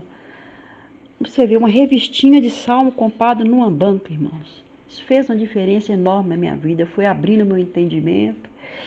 E aí eu falei, não, eu não quero ser mais espírita. Meu casamento acabou, eu não tenho família. Eu tenho 3 filhos para me criar, para me sustentar. Não tenho mais dinheiro. Não vou ter pensão, não tenho saúde para trabalhar, não sei como é que vai ser, eu não quero mais. E realmente entreguei o cargo, houve contenda, houve ameaça, que eu ia ficar louca, que eu ia ter um acidente, que todo médium que abandona a missão, a mediunidade, ou morre louco, ou morre... ou suicida, ou tem um acidente de carro, como foi com vários do Dr. Fritz, né? Mas eu não queria mais, eu realmente não queria mais. Foi quando chegou um missionário, Nilberto, de Montes Claros. Ele chegou no Mato Grosso, a família era do Mato Grosso. Ele chegou, bateu na porta. Estava eu e seu Jesus, não era irmão ainda, que ele foi para Quadrangular. Era seu Jesus, não era irmão Jesus ainda. Nós dois lá, sem saber o que fazer, e ele chegou e falou, eu fiquei sabendo que houve um problema aí no centro espírita, que você não quer mais ser médico. Eu falei, meu casamento acabou, minha saúde acabou, e eu vou cuidar, vou criar meus 3 filhos. Ele falou, você se importa de fazer uma renúncia? Importantíssimo. Então esse missionário chegou, ele estava fazendo um curso de missões interno em Montes Claros. Eu falei, nossa, que coincidência, você é de Montes Claros? Ele falou, não, eu sou aqui do Mato Grosso, mas minha família é de maçonaria. Contou o testemunho dele, me impactou muito, não dá para comentar aqui, agora é muito longo. E ele falou, é preciso fazer uma renúncia. Você está disposto a renunciar? Você quer realmente sair do espiritismo e aceitar Jesus? Eu falei, quero. É o que eu mais quero da vida. Eu não quero mais essa vida para mim. Eu não quero mais essa vida para mim. É desde criança. Eu não tenho uma vida normal. Eu não sou uma pessoa normal. Eu não quero mais isso para mim. Ele falou, perfeito. Me fez ajoelhar. Eu e seu Jesus ajoelhamos. E ele pediu para me repetir em voz alta. Foi uma renúncia longa, irmão, de uns 10, 15 minutos.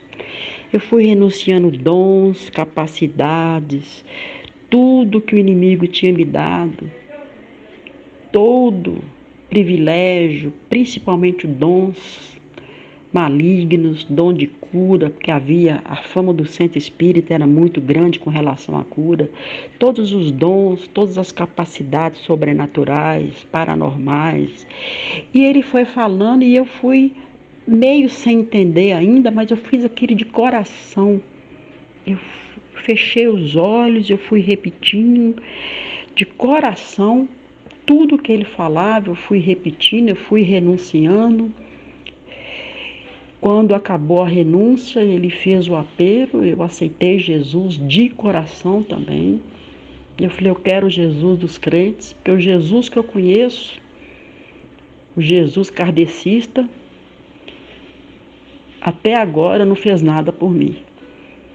Eu quero o Jesus dos crentes.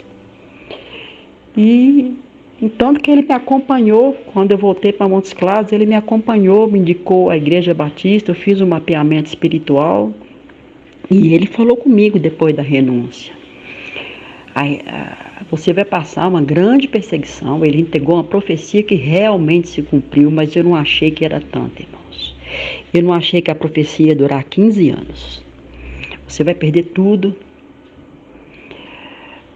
E foram 15 anos tenebrosos, irmão. De eu não ter um minuto de sossego. Eu com saúde zero, 3 filhos para criar, voltei para Minas Gerais. Os meus pais me receberam a contragosto, porque cidade pequena de Minas Gerais, então família tradicional, toda católica. Chega uma filha evangélica, chega uma filha crente. E acima de tudo pobre, além de tudo pobre. Que eu tinha perdido tudo, o ex-marido quebrou, eu tinha perdido tudo, nem pensão alimentícia eu tinha. Então, a profecia que ele falou comigo, você vai ter que ter muita perseverança, muita paciência, esperar muito, descansar em Deus, para Deus vir com vento suave, porque é uma nuvem de demônio. Você mexeu com o principado de uma cidade e hoje uma potestade está se levantando contra você. E palavra por palavra, o que ele falou se cumpriu. Foram 15 anos de libertação. Nesse meio tempo, eu escrevi o livro, ainda na Igreja Batista. Eu escrevi o livro. E eu ainda quero contar para vocês, irmão, o meu encontro com Jesus.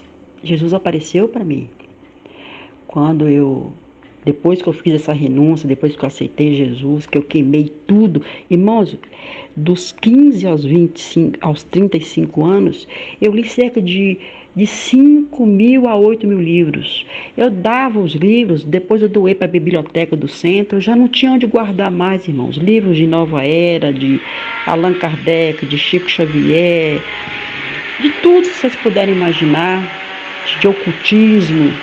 Eram tantos livros que eu passei a doar. Você quer ler? Toma para você. Você quer ler? Toma para você. Eu comecei a doar os livros. E de último foi aberta uma biblioteca no Centro Espírita para emprestar livros para quem não tinha condições de comprar. E eu doei também. Mas o que eu tinha em casa, irmãos, o que eu tinha incenso, o que eu tinha em casa, eu queimei tudo, eu me desfiz, até as roupas que eu usei dentro do Centro Espírita eu me desfiz. Eu queimei tudo foi jogado no rio, porque eu não podia ficar com aquilo, era um ponto de contato, que as pessoas não entendem o ponto de contato. O inimigo tem legalidade para entrar ali, porque é dele, ele que deu, é dele. Então eu não podia ter ponto de contato. Então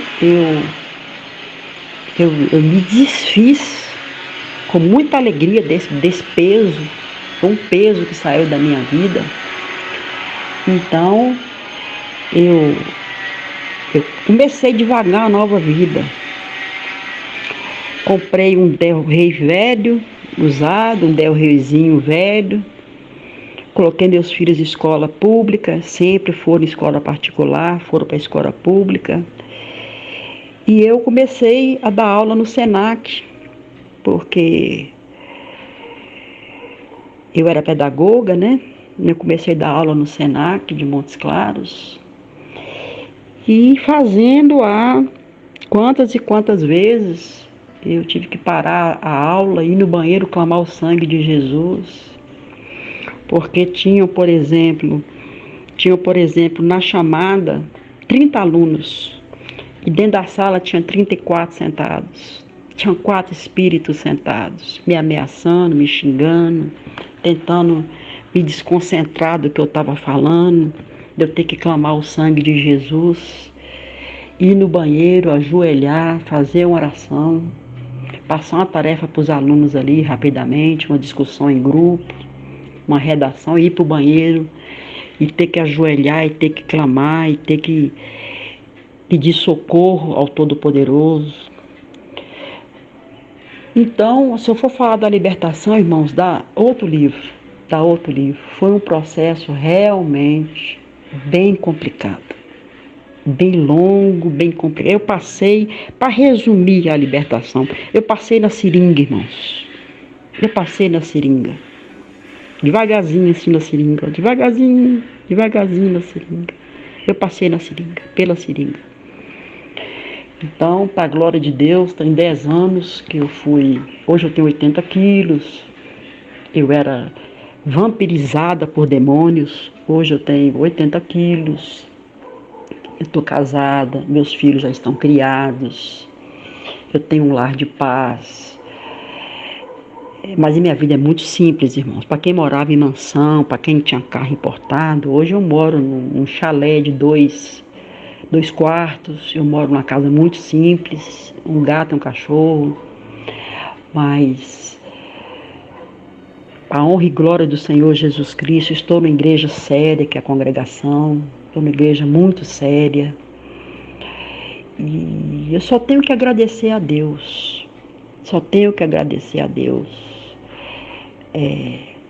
porque cuidou dos meus filhos, me deu livramento. Nesses 15 anos, o inimigo nunca tocou num fio de cabelo meu. Eles falaram que ia me matar, que falaram horrores. Nunca constou aqui viva para contar o testemunho. Me ameaçaram. Mas eu estou aqui viva para contar o testemunho. Que Deus é dom e dá dom. Continuo, né, irmãos? Eu não posso me desviar nem para a direita nem para a esquerda. A minha vida é no altar do Senhor. Eu não posso, minha vida de oração é de jejum.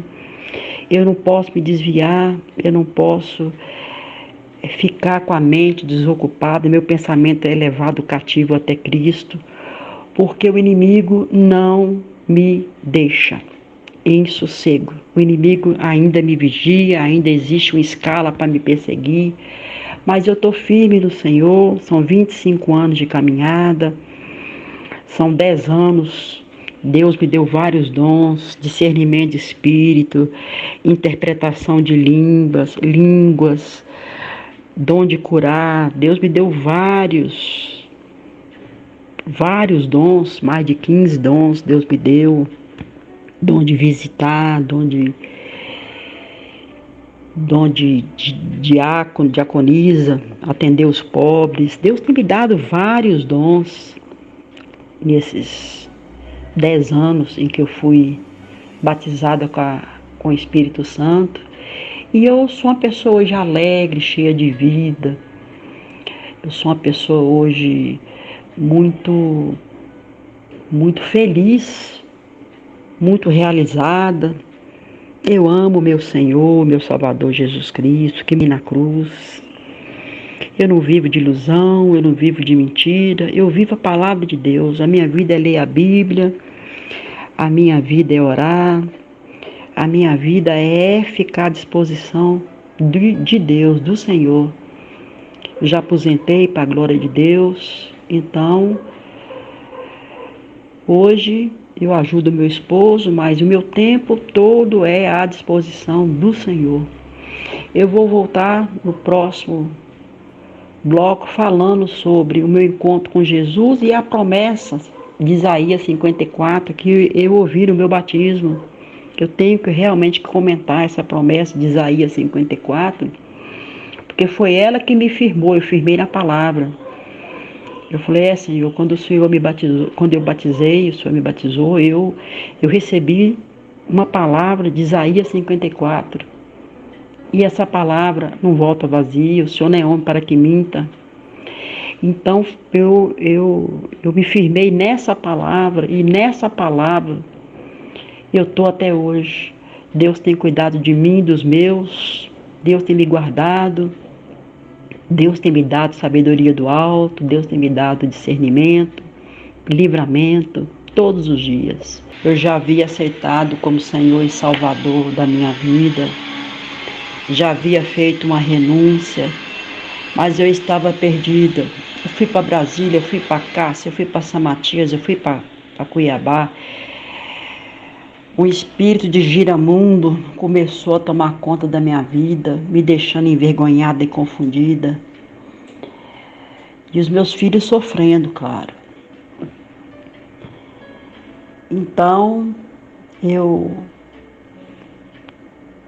uma noite, no meu apartamento em Cuiabá,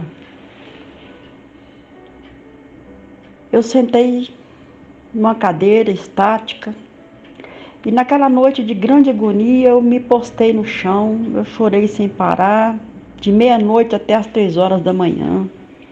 Parecia que eu ia derreter em lágrimas. Chamei por Jesus Cristo. Implorei que Deus me assistisse. Pedi perdão se havia errado ou desagradado a Deus. Eram muitas as escamas espirituais ainda. Poderia até morrer, mas antes queria ter a certeza de que Jesus poderia se mostrar a mim. Porque somente o mal se materializava a qualquer momento. Neste momento, travou-se um confronto. Fui jogada na parede de meu apartamento com força tal que quase desmaiei. Mãos fortes apertaram meu pescoço, murros em meu estômago provocaram vômitos. A voz era ameaçadora, como ousa chamar outro, traidora, você me pertence. De repente, gritos, assobios e uivos encheram todo o apartamento. Seria alucinação? Olhei para o relógio, eram 5 horas da manhã, e o socorro de Deus não viria. Senti minhas forças esgotarem, pois a luta parecia física. Um cheiro podre invadiu todo o apartamento e gotas de suor começaram a pingar de minha testa. Aleluia. Sentia meus pulsos pressionados por garras. Senti que iria morrer. Pensei meus filhos acordando e encontrando a mãe morta no chão da sala. Renovei minhas esperanças, precisava viver. Consegui me soltar e refugiei-me no meu quarto. O apartamento parecia rodar e sem forças para nada. Pensei em telefonar para o porteiro. O que ele iria pensar? Que estava drogada, louca? Eu estava sozinha naquele lugar, sendo atacada por uma força invisível. Sentei-me em uma cadeira e fiquei estática novamente. Quando teria uma vida normal? Pensei. Quando deixaria de ver o outro mundo e os espíritos? Levantei minhas mãos, ajoelhei e disse: Jesus, preciso de seu socorro, salva-me por misericórdia. Te entrego definitivamente a minha vida. Se há algo que impede, retire, Senhor, por caridade. Estava tremendo e senti que minha pressão arterial estava baixando rapidamente. Encostei-me e fechei os olhos. Uma paz invadiu todo o ambiente. O que seria aquilo? Já estava amanhecendo. Que sol aquele que vinha em minha direção? Que luz aquela que vinha me aquecendo? Estava com os cabelos desalinhados pela luta de 3 horas. Uma brisa tocou meus cabelos e todo o ambiente foi se renovando. O medo, o terror, as ameaças, as vozes, os risos sarcásticos, sim, muita gargalhada. Tudo cedeu espaço a um silêncio que entrava dentro do meu ser, me preenchia, aleluia. Ainda busquei aqueles olhos vermelhos e aquelas garras, mas haviam desaparecido. Uma mão tocou-me humilde e serena e disse: eu te recebo. Tudo se fará novo em sua vida. Prepare-se para a nova vida com plena liberdade e alegria. Você não é mais escrava. Olhei pela janela. Um bando de espíritos eram dissipados por guerreiros com espadas. Seriam anjos verdadeiros. Tudo parecia irreal, que pareciam cenas de um filme de ficção científica ou de guerra. Adormeci ali mesmo. Às 7 da manhã liguei para meus pais em Minas Gerais e disse-lhes: ajudem-me a sair daqui. Preciso recomeçar a vida em outro lugar, tratar de minha saúde. Meu pai perguntou-me o que quer. Respondi-me resoluta: busque-me rapidamente. Foi assim o meu encontro com Jesus, esse sol da justiça, que preencheu todo o meu ser. A partir daquele momento, eu senti que eu era amada, que eu era cuidada, que eu era protegida, que eu tinha um Senhor, um Salvador. E aquilo me deu forças para voltar para Minas Gerais e começar uma vida simples, sem saber direito como, sem saúde, 40 quilos, sem emprego, sem renda, sem casa própria. Mas eu criei que ele falou que eu não era mais escrava, que ele ia cuidar de mim. Então eu tentei resumir o encontro que eu tive com Jesus. É muito difícil, as palavras não conseguem preencher esse encontro que marcou a minha vida. Foi o primeiro encontro de 2 que eu tive. Mas esse primeiro foi numa hora crítica, numa hora excepcional, numa hora muito problemática da minha vida. O suicídio passava pela minha cabeça. O que me segurou realmente foram meus filhos. Eu amo meus filhos. Então eu acabo de fazer esse resumo e eu gostaria, como eu prometi, de colocar a palavra, são poucos versículos, a palavra que veio quando eu já estava em Montes Claros.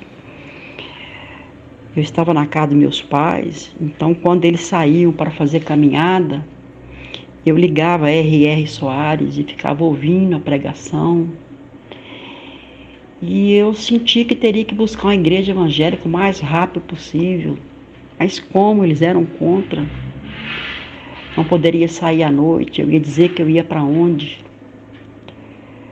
E aí comecei a frequentar a R.R. Soares, Igreja da Graça, porque tinha 10 horas da manhã, eu levava meus filhos para a escola e ia para a igreja, ficava lá até 11h30, tinha culto, eles me ungiram e fui ajudada em todas as denominações que eu frequentei. Eu não tenho do que reclamar, fui ajudada em todas, cada uma do seu jeito, cada uma do seu modo.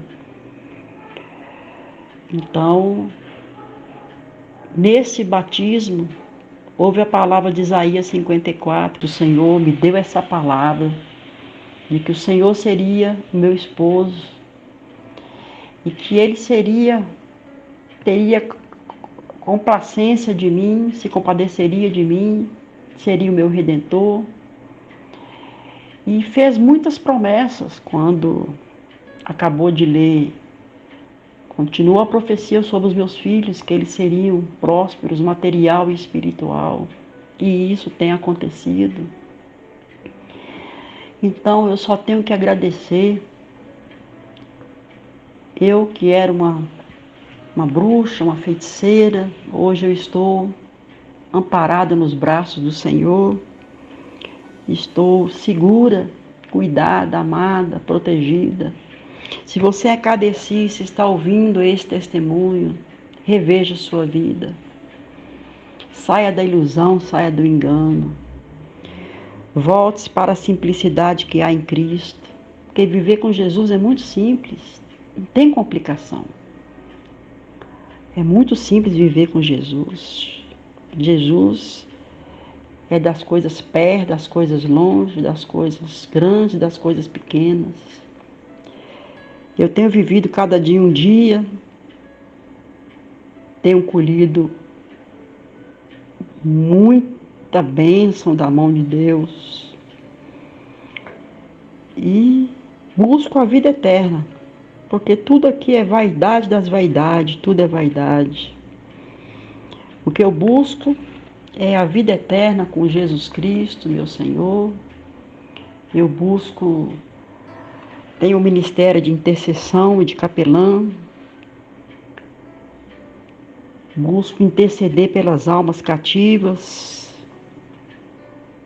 porque realmente sem intercessão, quando eu batizei, que eu liguei para Milena, minha intercessora, falei, ô Milena, a paz do Senhor. Ela falou, amém. Queria te dar notícia que eu batizei, eu agora sou crente. Ela chorou. Ela chorou porque ela nunca me doutrinou, ela nunca me evangelizou. Ela teve um papel silencioso na minha vida, de oração, de intercessão, mas ela nunca peitou o demônio. Ela seguiu a guia de Deus. Quando eu ligava o incenso, ela falava, você se importa de eu desligar? Me dá alergia. Quando eu colocava música New Age, de Nova Era, ela falava, você se importa de eu cantar um hino? Então ela foi me levando assim devagar, ela não foi peitando mesmo porque era complicado, ali era muita potestade, era muito demônio. Ela foi me levando com jeitinho, conforme Deus foi dando a guia para ela. Por isso que eu falo, tem que ter a guia de Deus. Ela cantava um hino, ela cuidava dos meus filhos, ela cuidava de mim, tinha muito carinho, muito amor, muito respeito. E até hoje eu oro pela vida dela, eu agradeço a Deus por ter colocado Milena no meu caminho, porque foi ali que começou, irmãos, foi ali que começou o cativeiro ser revirado, o charco de lodo começar a sair da minha vida. Demorou 10 anos. Então, ao total, irmãos, eu fiquei 10 anos como médium kardecista do guia Eurípides Barzanufo e fiquei mais 15 na libertação. Eu creio, irmãos, que a minha libertação demorou muito por causa da minha rebelião. Eu era uma pessoa muito fundada na justiça própria. Esse negócio de fazer caridade deixa você muito com seu orgulho, com seu ego. Esse negócio de você fazer caridade, eu fiquei muito presa à justiça própria. Eu não me entreguei. Eu estava acostumada a tudo vir muito rápido. Tudo que eu queria, o inimigo, o demônio me dava muito rápido. Tudo que eu queria. E com Deus as coisas não são assim, as coisas é no tempo dele. Um dia eu escrevi na parede, até quando, Senhor? O meu filho viu aquilo, ficou triste. Mas até quando o quê? Quem era eu para colocar Deus na parede? Quem era eu para exigir alguma coisa de Deus? Então eu louvava muito a Deus, meus filhos cresceram ouvindo louvor. Eu cozinhava, eu limpava a casa, com o louvor no máximo. Eu louvava a Deus, eu louvava a Deus, eu louvava a Deus. E foi ler na Bíblia Maná, aquela Bíblia de 365 dias, porque eu me perdia. Tentei ler a Bíblia várias vezes e me perdia. Até eu achar uma Bíblia, que ela é separada, uma Bíblia agenda, 365 dias do ano, ela já é 1º de janeiro, 2 de janeiro, 3 de janeiro, até 31 de dezembro. Então eu comecei a ler a Bíblia, eu fui estudando, eu fui jejuando, eu fui nos montes, eu fui nas vigílias, eu fui nos acampamentos. Eu não questiono a Deus por que minha libertação demorou tanto tempo, irmãos. Tanto tempo. Porque a luta financeira foi muito terrível e isso foi criando uma raiz de amargura também no meu coração. Porque eu achei que era aceitar Jesus e que ele falou que tudo ia se fazer novo, né? Mas eu ia nascer de novo. Então eu tinha uma rebelião muito grande contra o tempo de Deus, contra a maneira de Deus agir. Eu queria que toda a minha família convertesse. Eu comecei desesperadamente a falar de Jesus, sendo que naquele momento eu precisava ser cuidada. Eram muitas as feridas, eram muitas as sequelas. Eu tive problema de saúde, eu tive fibromialgia. Eu tinha muitos pesadelos ainda. Então não era momento de evangelizar, era momento de ser curada. Eu estava no primeiro amor. Então eu não questiono por que demorou 15 anos para a minha libertação. Eu buscava a Deus, eu amava a Deus.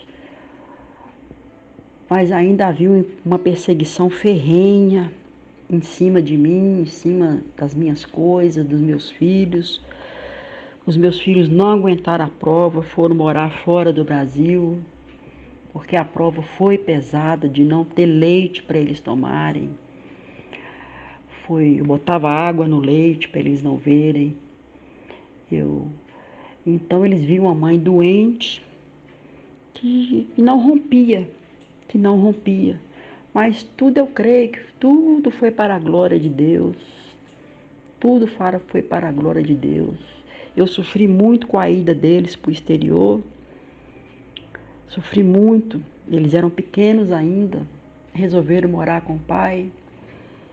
Eles tinham 12, 14, 16 anos. E eu não tinha nada para oferecer. Doente, numa cama com depressão. Eu não era liberta. Mas eu amava Jesus Cristo.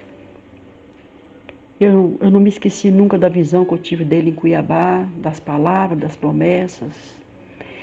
E eu pensei, fiz com os meus filhos o que eu tinha que fazer, fizeram escola bíblica dominical, a semente foi plantada no tempo certo, no tempo de Deus, se for vontade de Deus, a semente vai crescer e vai ter retorno. Neste momento eu passei a cuidar de mim. Meu atual marido teve muita paciência. E eu passei a cuidar de mim, cuidar da minha saúde, cuidar da depressão, fui no psiquiatra, comecei a tratar o corpo, a alma, a mente. E tudo isso foi um processo realmente de crescimento do oleiro, tratar o vaso. Então eu estou aqui para a glória de Deus, dando esse testemunho, muito feliz dessa oportunidade do canal Semeando Vida, me oferecer de estar compartilhando uma vivência. Hoje eu estou com 60 anos, hoje eu estou vivendo uma vida plena em Cristo. E eu agradeço a Deus tudo que eu passei, tudo que eu precisei crescer, amadurecer, era muita meninice também.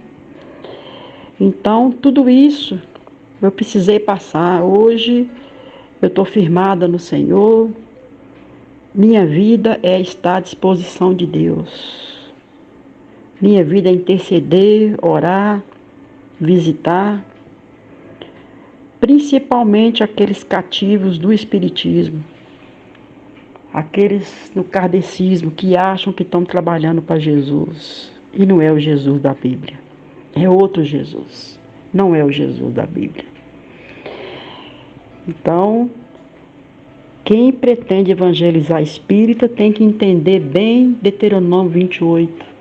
Porque tem as bênçãos de quem obedece a Deus e tem as maldições de quem não obedece a Deus. Os mandamentos, os estatutos, os decretos.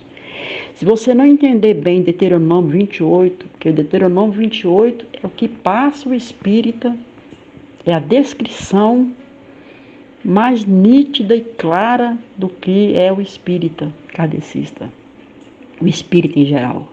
Eu tinha um jugo de ferro no pescoço. Para mim parar de sair do corpo, a esposa do pastor teve que ungir meu umbigo, porque eu continuava a sair do corpo. Ela teve que ungir o meu umbigo, porque é o cordão de prata que fala em Eclesiastes, né? Que se rompe com a morte. Então quem sai do corpo sai por esse chakra, por esse canal de energia. Assim eu agradeço, que Deus seja louvado. Canal Semeando Vida. Deus dá o crescimento à semente que é plantada em terra boa? Deixe aqui o seu comentário, se inscreva no canal e ative as notificações para receber mais conteúdos que irão abençoar a sua vida. Até a próxima e fiquem com Deus!